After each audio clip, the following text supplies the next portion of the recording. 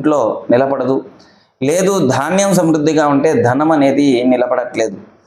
ఈ రెండిటికి కూడా మరి సమతుల్యంగా ఉండటానికి, ధన సమృద్ధిగా ధాన్య సమృద్ధిగా ఉండటానికి మహాలక్ష్మి అష్టకం ఎవరైతే స్మరిస్తారో ఖచ్చితంగా కూడా ఇంట్లో అన్నిట్లో కూడా శుభం కలుగుతుంది.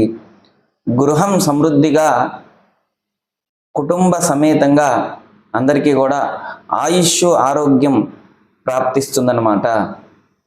మహాలక్ష్మి అష్టకాన్ని భక్తిపూర్వకంగా ఎవరైతే స్మరిస్తారో ఇహంలో సుఖం ఖచ్చితంగా కలుగుతుంది. ఎవరికైతే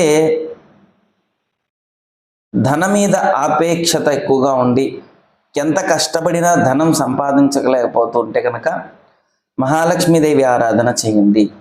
ఇంట్లో ధనం వస్తుంది, ద్రవ్యం నిలబడట్లేదు అనుకున్నప్పుడు మరి